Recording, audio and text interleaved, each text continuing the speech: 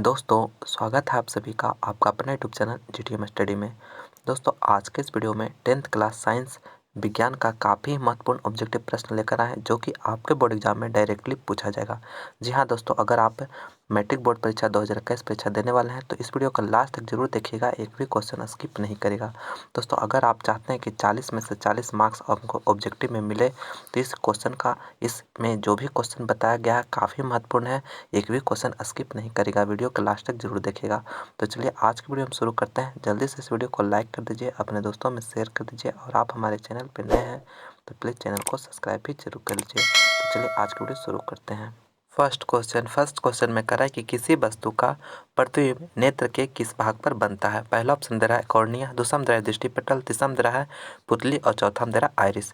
तो किसी भी वस्तु का जो प्रतिबिंब बनता है नेत्र के किस भाग पर बनता है तो इसका जो राइट आंसर हो जाएगा दृष्टिपटल। ठीक है, बी ऑप्शन यहाँ पे इसका बिल्कुल करेक्ट आंसर हो गया दृष्टिपटल, यानी जो है दृष्टिपटल को इंग्लिश में रेटिना भी कहा जाता है, रेटिना भी ऑप्शन में रहेगा। ठीक है, तो किसी भी वस्तु का जो इमेज बनता है वह नेत्र के आँख के जो है दृष्टिपटल पे बनता है, रेटिना पर बनता है। तो बी ऑप्शन यहाँ पे इसका करेक्ट आंसर हो जाएगा। नेक्स्ट क्वेश्चन दूसरा नंबर में कह रहा है कि नेत्र लेंस की फोकस दूरी कम हो जाने से कौन सा दृष्टि दोष होता है। अगर कहने का मतलब नेत्र लेंस में कौन सा लेंस रहता है, उत्तल लेंस रहता है। ठीक है, तो उत्तल लेंस अगर कह रहा है फोकस दूरी कम हो जा रहा है तो कौन सा दृष्टि दोष होगा। तो देखिए अगर कहने का मतलब नेत्र का जो लेंस हो अगर मोटा हो जाता है, मोटा होने के कारण जो होता है नेत्र का लेंस का जो फोकस दूरी होता है वह कम जाता है। ठीक है, फोकस दूरी कम जाता है तो जिसके कारण जो है कौन सा दृष्टि दोष होता है, कहने मतलब जो रेटिना पर इमेज बनने से पहले ही बन जाता है जिसके कारण जो है निकट दृष्टि दोष उत्पन्न हो जाता है। ठीक है, तो ये ऑप्शन यहाँ पे इसका करेक्ट आंसर हो जाएगा। फोकस दूरी अगर कम हो जाएगा तो निकट दृष्टि दोष हो जाएगा, अगर फोकस दूरी अधिक हो जाएगा तो वहाँ पे दूर दृष्टि दोष उत्पन्न होता है। आप दोनों याद रखिएगा, दोनों ही काफ़ी ही महत्वपूर्ण है। यहाँ से एक क्वेश्चन आपको एग्जाम में जरूर से जरूर पूछा जाएगा। ठीक है, तो आप इसे जरूर याद रखिएगा। फोकस दूरी कम हो जाएगा यानी रेटिना से पहले ही इमेज बन रहा है तो वह निकट दृष्टि दोष में क्या होता है कि निकट के वस्तु साफ साफ दिखाई देता है लेकिन दूर के वस्तु साफ साफ दिखाई नहीं देता है। ठीक है, तो आप इसे अच्छी तरह से इसे याद रखिएगा।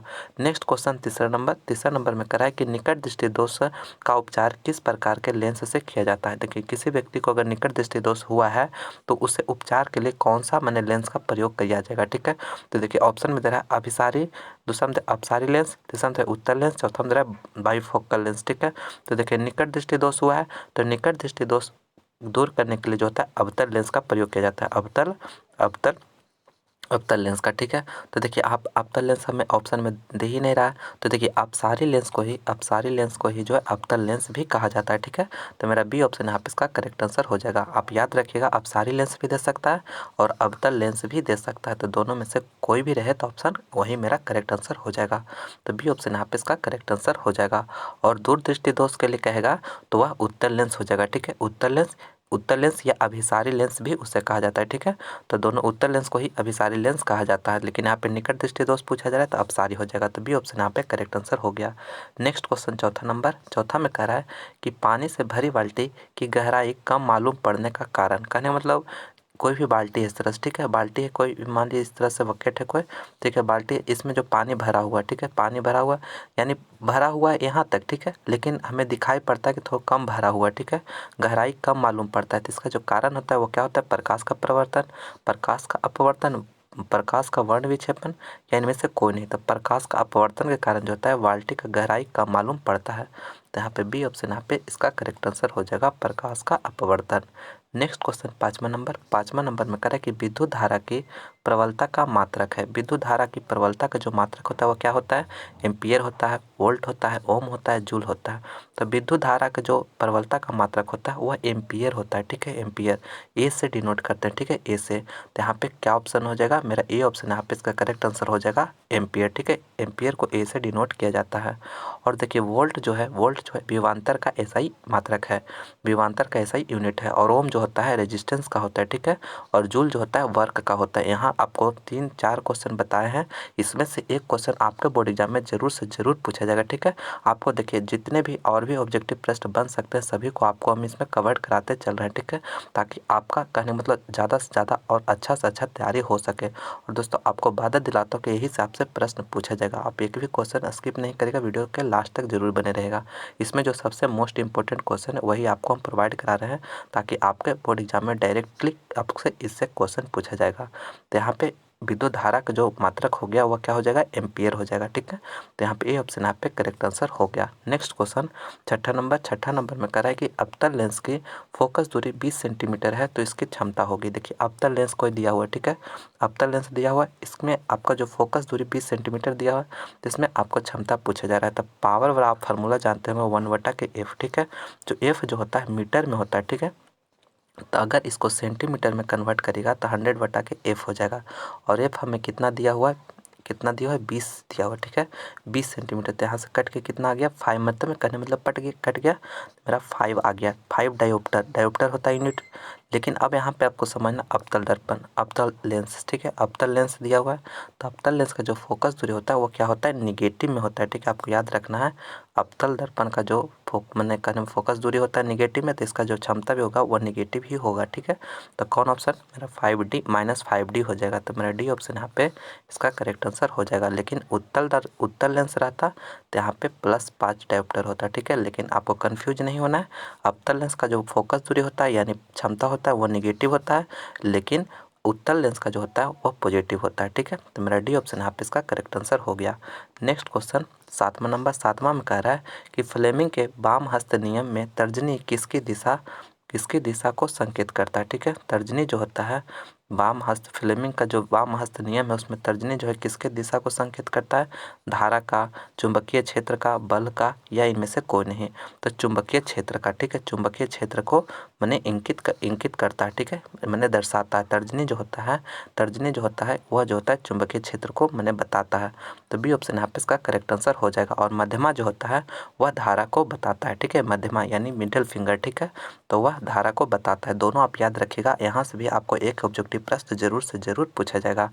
नेक्स्ट क्वेश्चन 8वां नंबर में कह रहा है कि विद्युत परिपथ में फ्यूज तार जोड़ा जाता है। विद्युत परिपथ में जो फ्यूज तार होता है जोड़ा जाता है, किस में जोड़ा जाता है, अर्थ तार में, उदासीन तार में, विद्युतमय तार में या ठंडा तार में। तो यह जो होता है विद्युतमय तार में जोड़ा जाता है। कहने मतलब विद्युत परिपथ में फ्यूज तार का काम क्या है कि कहने मतलब हमारा जो भी सर्किट है उसे सही बने सुरक्षा प्रदान करे। ठीक है, तो फ्यूज तार होता है ज़्यादा, अगर कहने सर्किट में ज़्यादा करंट फ्लो होता है तो यह फ्यूज तार का जो कनेक्शन होता है इस तरह से वह टूट जाता है, जिसके कारण मेरा पूरा सर्किट जो विद्युत सर्किट होता है वो बच जाता है।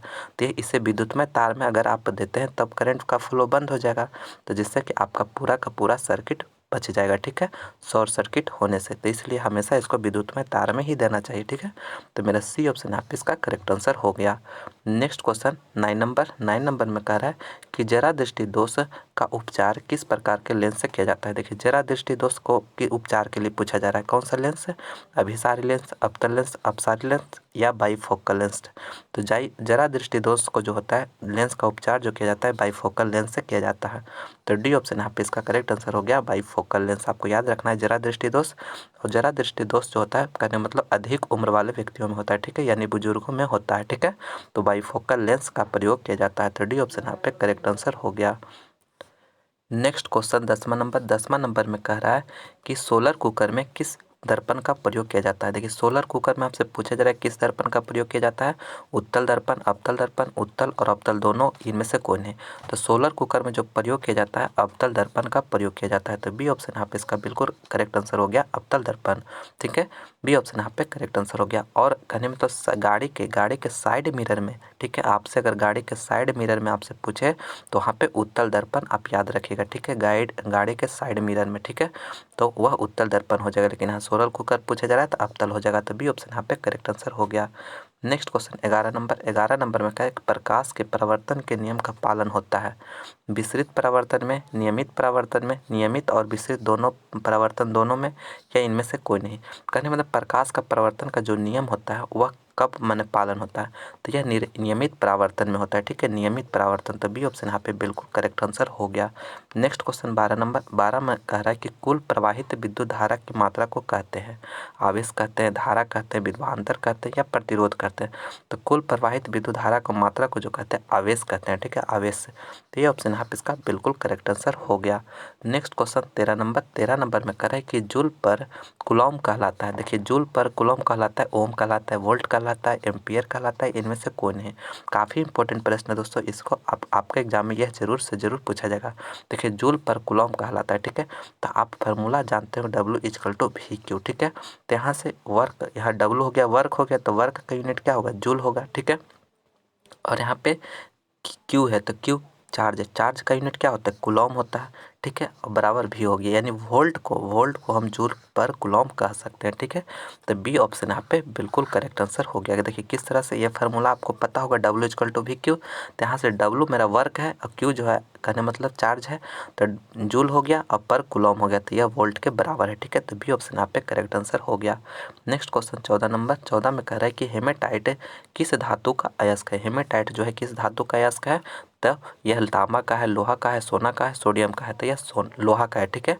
तो बी ऑप्शन यहाँ पे बिल्कुल करेक्ट आंसर है, हेमेटाइट जो है लोहा का अयस्क है।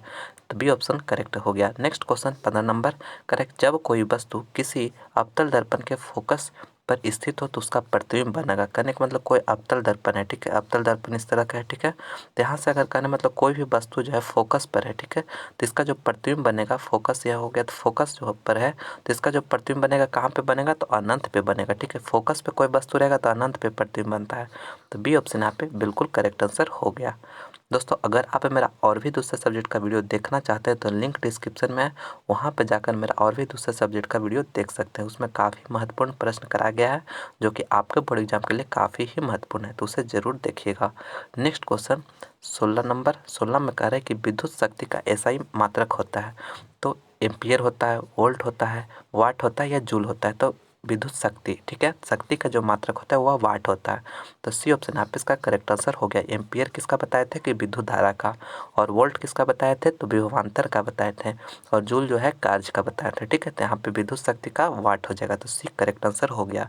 नेक्स्ट क्वेश्चन 17 नंबर में करें कि किलोवाट घंटा मात्रक है धारा का, समय का, विद्युत ऊर्जा का या विद्युत शक्ति का। तो किलोवाट घंटा जो मात्रक है वह विद्युत ऊर्जा का है। तो सी ऑप्शन यहाँ पे इसका करेक्ट आंसर हो गया।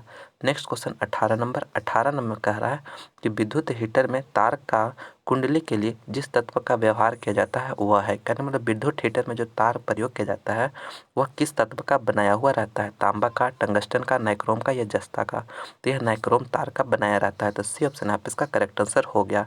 और टंगस्टन जो होता है विद्युत बल्ब का जो फिलामेंट होता है वह टंगस्टन से बनाया रहता है, ठीक है। तो वहाँ पे टंगस्टन याद रखिएगा, ठीक है, बल्ब का फिलामेंट।